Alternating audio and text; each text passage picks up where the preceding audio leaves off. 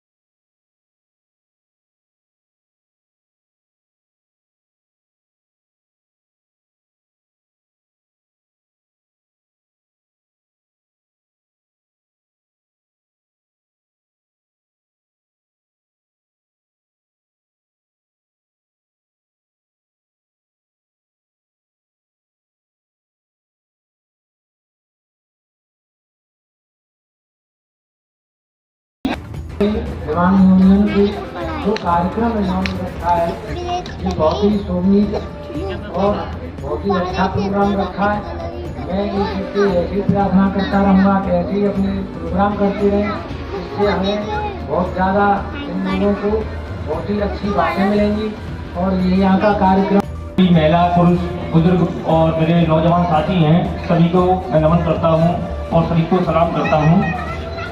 जो भाई मैम ने कहा था अभी कि प्रधान जी के यहाँ कम्बल आए थे, उस बात के लिए मैं खड़ा हुआ हूँ। वैसे कोई ऐसी कोई दिक्कत नहीं थी। जिस ब्लॉक, जिस गांव, जिस गली, जिस मोहल्ले की जो समस्याएं हैं, समस्याएं क्या है वो मैं आपको बता दूं।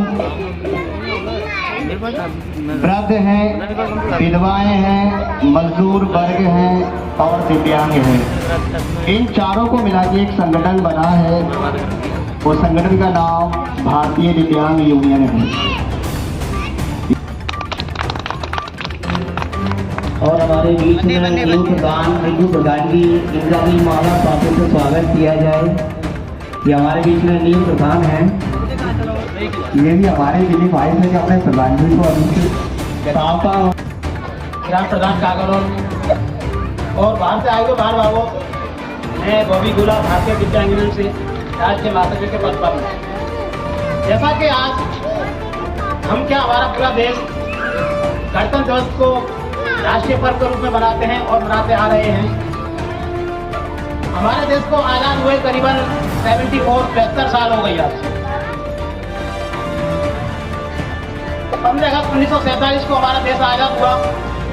आज़ाद तो हो गया अंग्रेजों से, लेकिन हम लोग फिर भी गुलाम बन के जीते रहे। मुझसे बड़े बूढ़े लोग बैठे हुए हैं, हमारे माता बहनें बैठी हुई है यहाँ पर। आज़ादी मिलना कोई छोटी बात नहीं थी। इस आज़ादी में लाखों करोड़ों हमारे देश के जवान शहीद हुए, जब जाके हमें आज़ादी मिली। आज़ादी मिल गई 1947 को हमें, लेकिन कोई भी नियम कानून हमारा नहीं बनाया गया। और नियम कानून बनाने के लिए सबसे पहले हमारे बीच हमारे देश के डॉक्टर भीमराव अंबेडकर जी ने एक रूपरेखा बनाई, जिसको संविधान कहते हैं।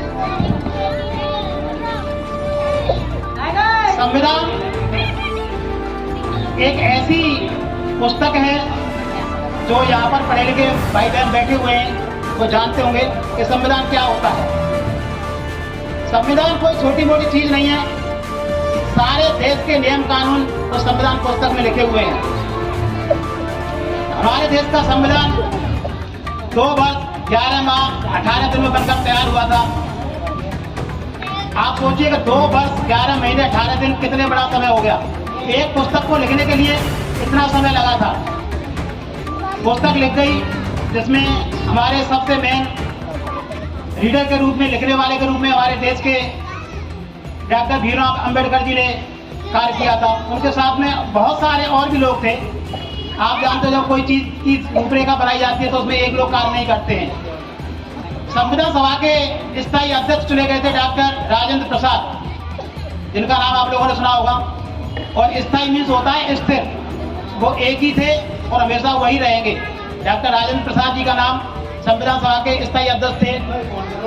इसमें कई देशों के लोगों ने कार्य किया था। जब जाके पुस्तक बनी, हमारी पुस्तक बनने का टाइम था 2 वर्ष 11 महीना और 18 दिन। पुस्तक बन गई, लेकिन इसको लागू भी करना था, इसके नियम कानून को।